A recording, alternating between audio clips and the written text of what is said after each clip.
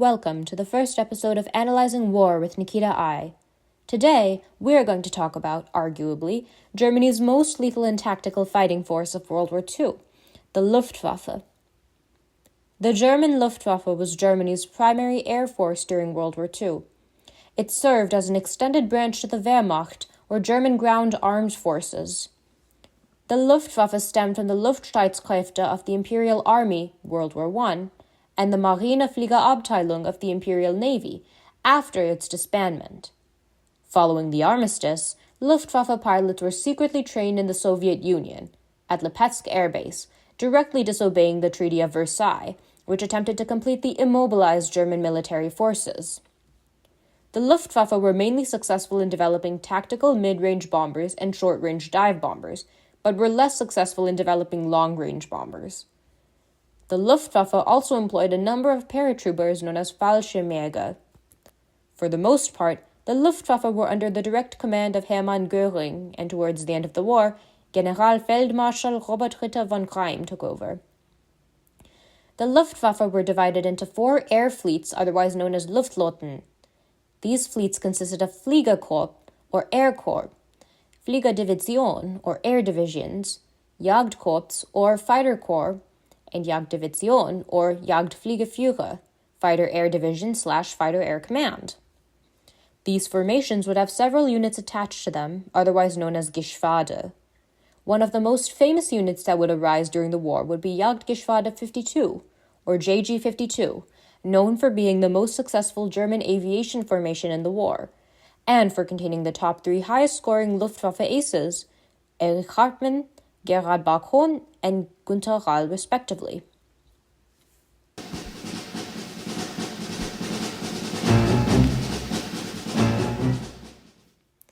The Luftwaffe consisted of many aerodynamic advanced planes. One such plane was the Junkers Ju-87, more commonly known as the Stuka. The Stuka represented the Germans' fascination with dive bombers and that style of warfare, which would eventually hamper the greater development of the Luftwaffe as the years passed. The Messerschmitt Bf 109 and the Focke-Wulf FW 190, however, came to be the 2 backbone aircraft of the Luftwaffe's campaigns in World War II. The Messerschmitt Bf 109, otherwise known as the Me 109 by Allied pilots, was conceived as an interceptor aircraft, or an aircraft designed to act in a highly defensive role against primarily reconnaissance and bomber planes.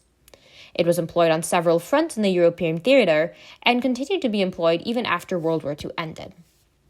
So popular was the Bf 109 with German pilots that it was deemed the most produced fighter aircraft in all of aviation history, with 34,328 airframes being produced for it. It was meant to meet the requirements of the Rüstungsflugzeug 3, which provided the specifications for a single-seat fighter aircraft.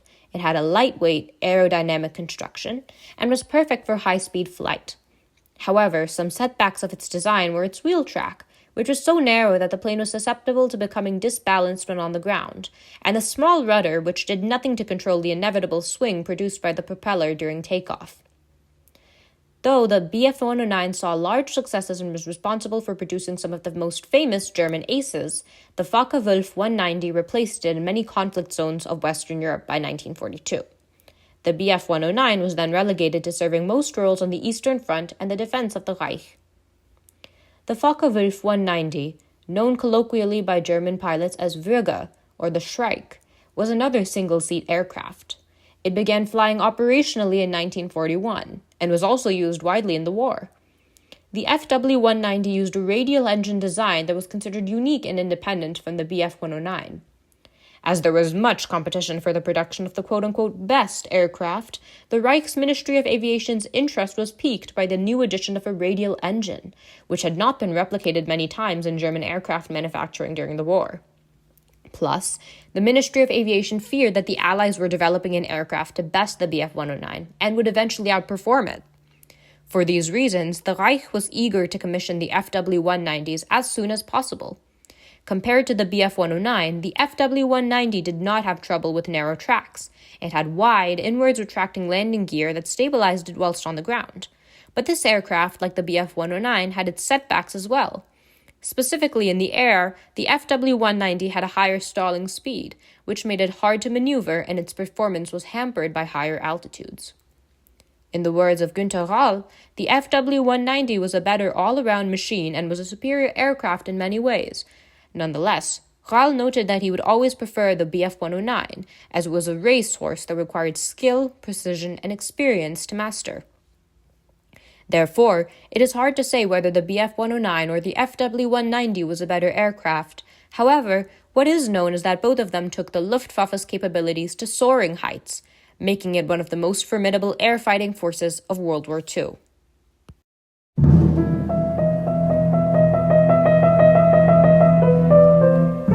The Luftwaffe saw many famous battles in the European, Mediterranean, and North African theaters.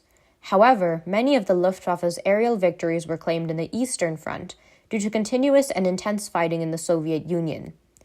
The most famous battle was the Battle of Britain in 1940, where the Luftwaffe quarreled against the Royal Air Force of England. An attempt to prepare for Operation Sea Lion, or a planned invasion of the British home front, the Battle of Britain eventually, however, led to a crushing defeat for the Luftwaffe.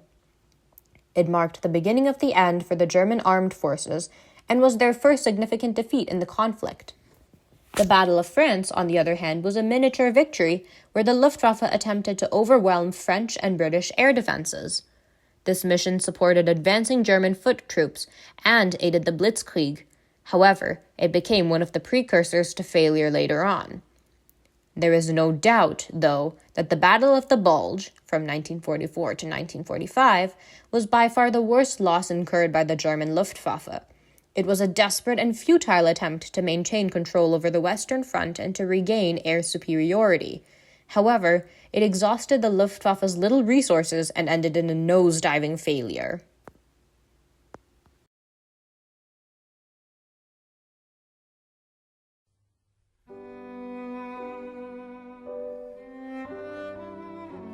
Now, let's talk about some aces and famous aviators.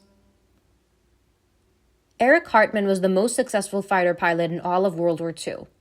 With 352 claimed aerial victories, Hartmann boasted that he never lost a wingman despite encountering perilous conditions and missions on the Eastern Front. He was a member of the Jagdgeschwader JG-52, along with the second highest and third highest scoring aces of the war. Erich Hartmann employed tactics that would later become quintessential in aerial combat. One such tactic was known as see, decide, attack, break. He would detect the enemy stealthily, remaining out of sight, decide if they were an easy kill or if it required much work to take the aircraft down, fire a surprise attack to stun the enemy, and then quickly break away and disengage, re-entering when it is safer to do so. This ambushing technique became synonymous with JG-52 because of his continuous employment and emphasis on the technique. Hartmann would later, however, end up being captured by the Soviets and held in work camps until his release in 1956. Gerhard Bachhohn was the second most successful Luftwaffe fighter pilot in World War II, scoring 250 aerial combat victories. He, too, was part of JG-52 and worked alongside Erich Hartmann and Günter Rall. Though he primarily flew with the Messerschmitt Bf-109, he later began to fly Focke-Wulf FW-190s. Most of his missions were on the Eastern Front over the Soviet Union. He received the Knight's Cross with oak leaves and swords for his prowess in aerial combat. However, his life would end in 1983 following a disastrous car crash that killed both him and his wife. Hans-Joachim Marseille was more outlandish than the other German fighting aces.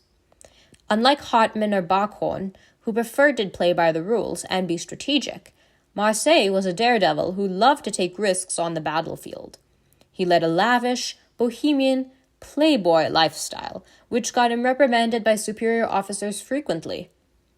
A highly skilled but dangerous pilot, Marseille won most of his aerial victories in North Africa in the Bf-109 plane. He scored 158 aerial victories, and only 7 were not from North Africa. He received the Ace in a Day title several times over, and shot down 17 planes once in just one day. Marseille was also known for being outspoken against the Reich and firmly anti-fascist. He disregarded authority and possessed a hatred of the Führer, often listening to banned jazz records as protest of the oppressive and cruel government. However, Marseille did not live to see the end of the war. He died on September 30th, 1942, during a non-combat flight after his plane crashed due to malfunctions in the oxygen system. The Luftwaffe, altogether, were one of Germany's most formidable fighting forces of World War II. However, they faced many crushing defeats, and due to a poor leadership and a lack of concern for the soldiers' well-being, eventually failed, like the rest of the German Reich.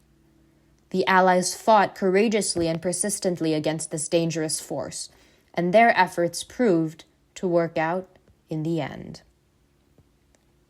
Thank you for tuning into the first episode of Analyzing War with Nikita I.